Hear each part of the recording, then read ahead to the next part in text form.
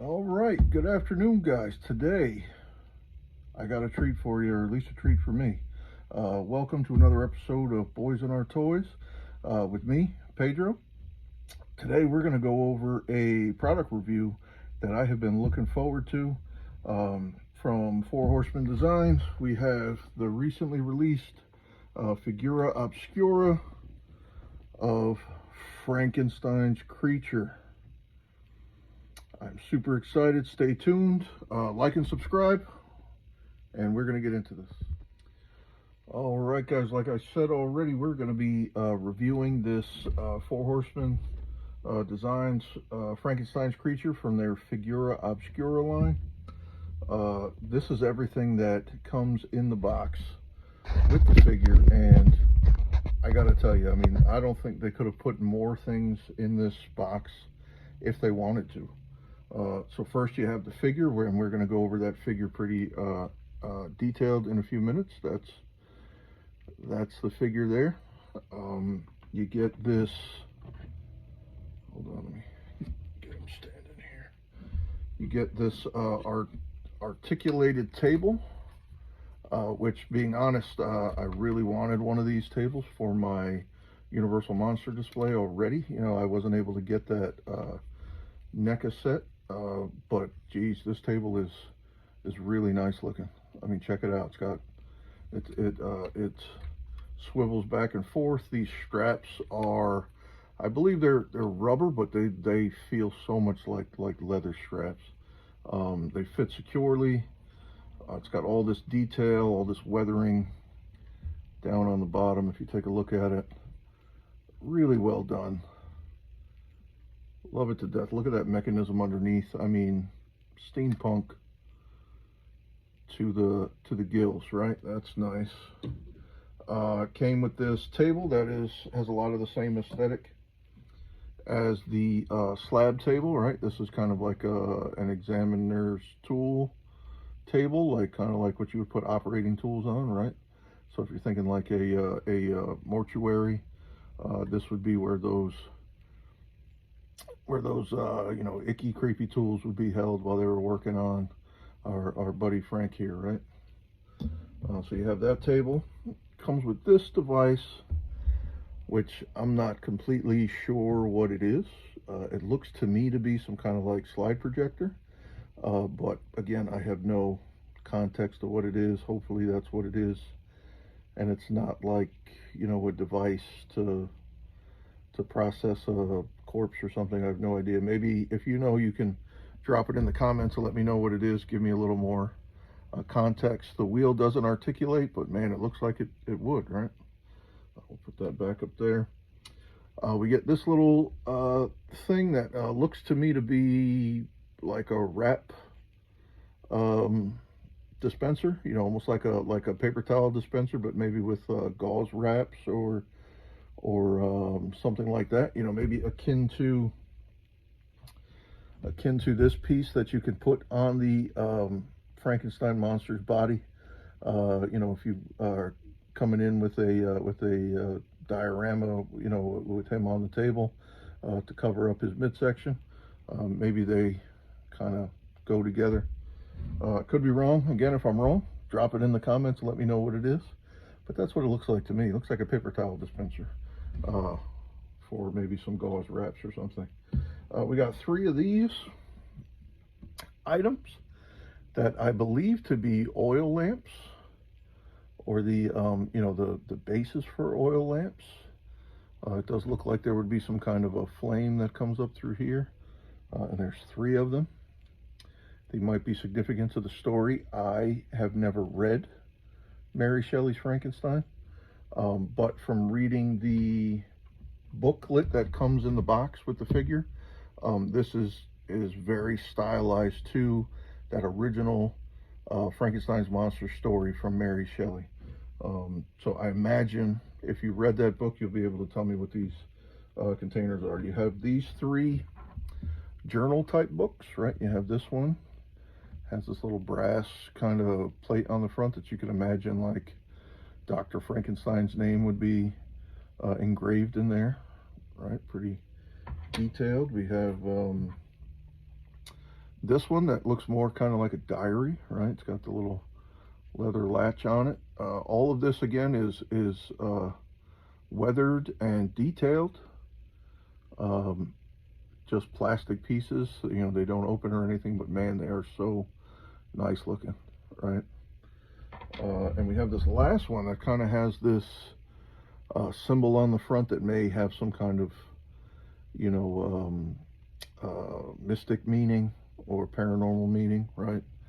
It kind of has that sun on the front, again with the strap that holds it shut. Super detailed. I'm digging it. Let's get into the parts that come with Frankenstein's monster. So he comes with these feet, and again we're going to go over the figure so you see the feet that come on the figure. But if you check these out, you know, like I said, if you get those wraps for his midsection and you stick these feet on him, you take his jacket off, you know, you have him his corpse, right? You can put that right on that table. You can set yourself up a little diorama of the moment when he comes to life. Super detailed. Look at that. That was great. I don't even think when I opened this I noticed he had that scar on the bottom of his foot. That's pretty cool. I'll put those back here with him. These are the hands that came on the figure. They're two grabbing hands, two gripping hands. If you see, he's got all the stitching around him. So great. I love it. You know, in the I read the booklet that came with the figure, and it talks about how the traditional appearance of Frankenstein's monster in like the Universal movies and stuff, of the big tall lumbering square head guy with the green skin and everything, is not very accurate at all, and that this is more true to form for the original story. And I've never seen this kind of version of him. You know, that my only context would be the Mary Shelley's Frankenstein movie that Robert De Niro played Frankenstein in. And that was, you know, that had its positives, but it wasn't the greatest depiction of Frankenstein's monster. So here's one alternate head, and again, stitching, kind of closed mouth appearance, eyes open with a kind of a blank expression. Again, you can, if you're looking for that operating table, laboratory scene, this is a good scene for a good head for that kind of scene, right? If you strap down to the table. We have this second alternate head where he's got that look, that angry grimace that Frankenstein's monster can have. You know, love that skin tone. It's more yellow than anything else. I hope that's coming through on the video, but it's more yellow than anything else. Great expression on that face. He came with these shackles. These are actually his ankle shackles. So they don't actually open, but you can take the feet off and pop them on the ankles and put the feet back on, and they give a great kind of you know, like he broke free aesthetic. You know, he broke his chains from the table. These are his two on his ankle, and I have the two wrist ones on his wrists. So we'll look at those when I go over the figure. He came with more alternate heads, right? He came with a series of these little containers, and they open. So maybe I'll show you those first.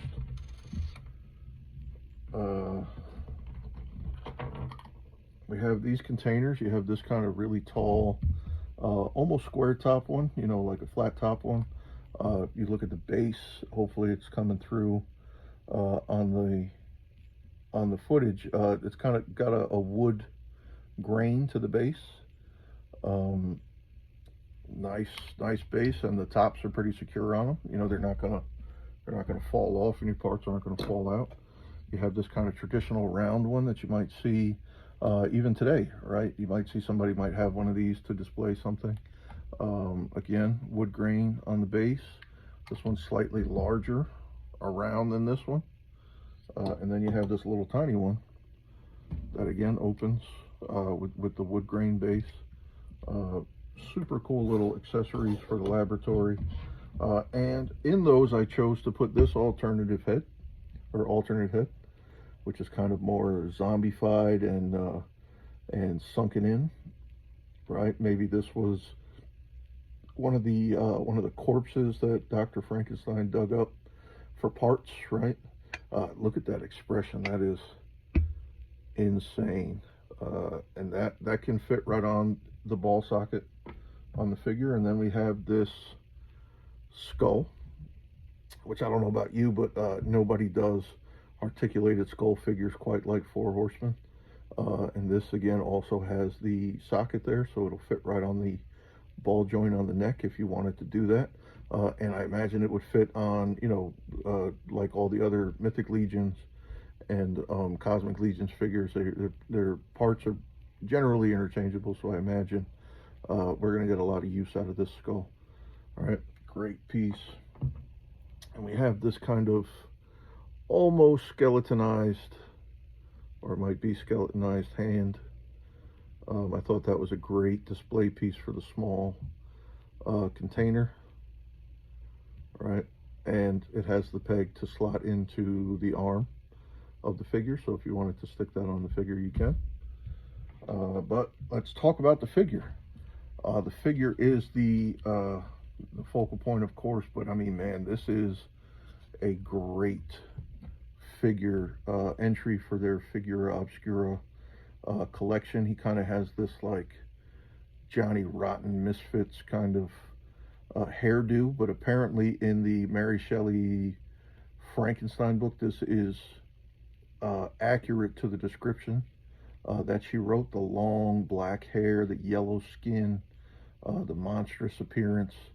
I really love this jacket too, this kind of sleeveless trench coat that he's wearing, and we'll take that off so we can get a little bit closer in on the details here. So that comes right off,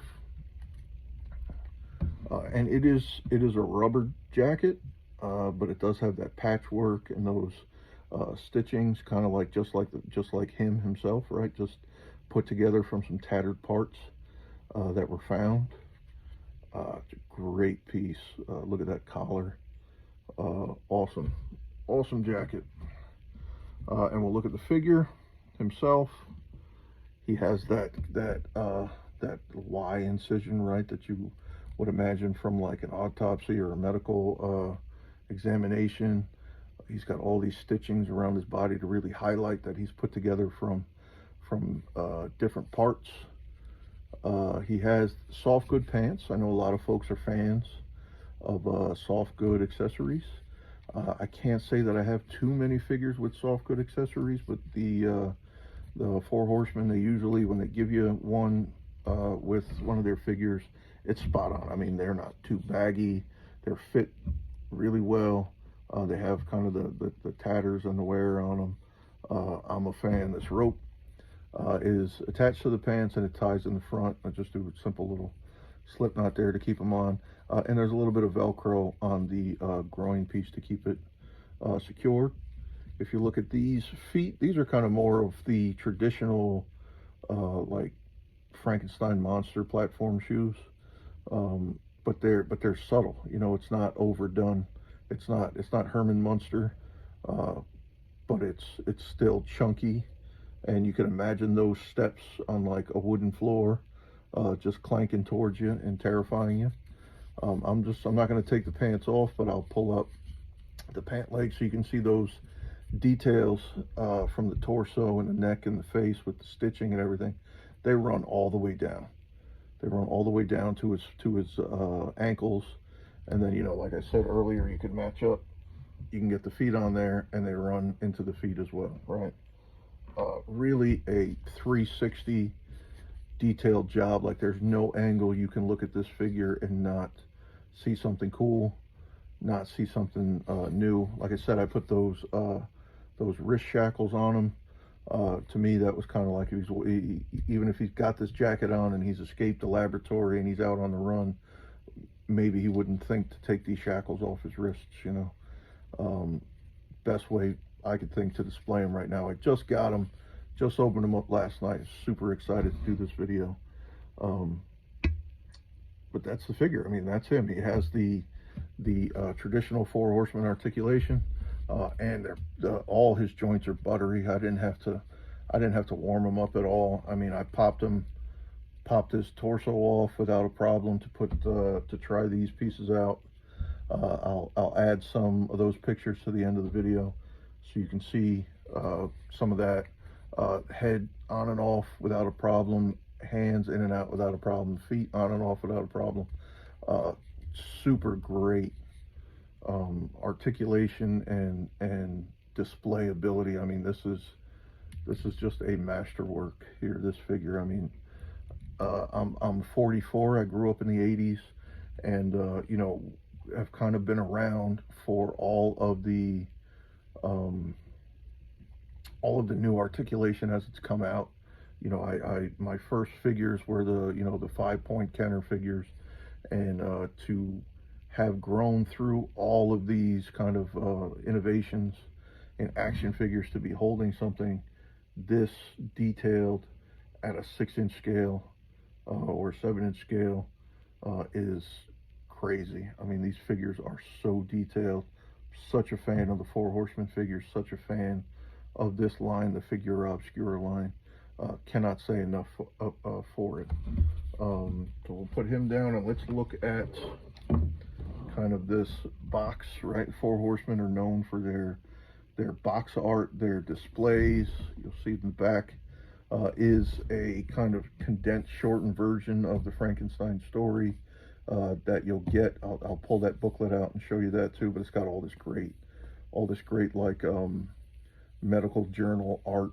You know, you can imagine Dr. Frankenstein kind of cobbling things together and doing his little sketches and stuff.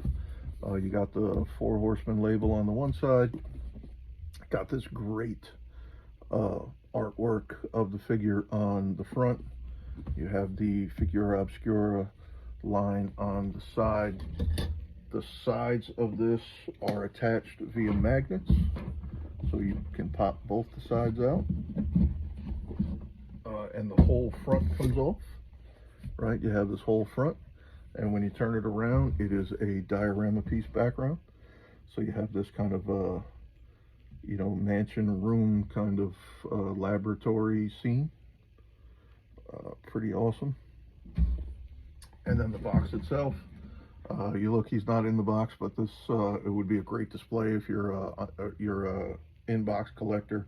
You could leave him just like that with all of his accessories and everything displayed. Great artwork continues around the window on the box and on the sides of the box as well. Love that little like cross section of a head with a brain and everything. I think that's really cool.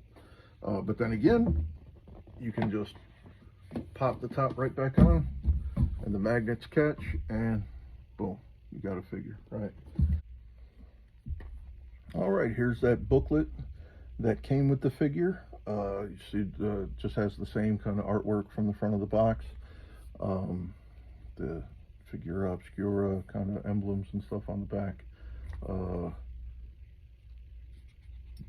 Great artwork all the way through.